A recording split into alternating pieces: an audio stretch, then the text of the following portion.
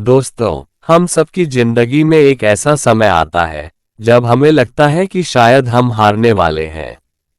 हम सोचते हैं कि हमारी समस्याएं, हमारी चुनौतियां, हमारे सपने कभी पूरे नहीं हो पाएंगे। लेकिन दोस्तों, याद रखिए, असफलता सिर्फ एक अवसर है दोबारा और अधिक समझदारी से प्रयास करने का। आज मैं आपसे सफलता के उस मंत्र के बारे में बात करने जा रहा हूं जो हर व्यक्ति के जीवन में बेहद महत्वपूर्ण है। हम सभी की जिंदगी में सफलता प्राप्त करने की इच्छा होती है, लेकिन सवाल यह है कि सफलता कैसे हासिल की जाए। इसका जवाब बहुत सरल है, मेहनत, धैर्य और समर्पण। दोस्तों, सफलता का कोई शॉर्टकट नहीं होता। यह एक यात्रा है और इस यात्रा में आपको कई चुनौतियों का सामना करना पड़ता है। लेकिन उन चुनौतियों से घबराना नहीं है, बल्कि उनसे सीखना है। असफलता को अपने रास्ते का अंत न माने, बल्कि इसे एक नया सबक माने। एक बार की बात है, एक चींटी अपने भोजन की तलाश में रोज सुबह निकलती थी।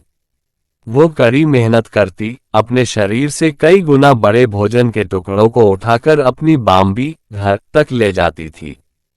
उसकी ये दिनचर्या हर रोज की तरह चलती रहती थी, चाहे मौसम कैसा भी हो, गर्मी हो या बरसात। एक दिन एक आदमी उसे लगातार मेहनत करते हुए देख रहा था। उसने देखा कि चींटी एक बहुत बड़ा टुकड़ा उठाने की कोशिश कर रही थी, जो उससे भारी था। वो कई बार गिरती, उठती, फिर कोशिश करती। वो बार बार असफल हो रही थी, लेकिन हार नहीं मान रही थी।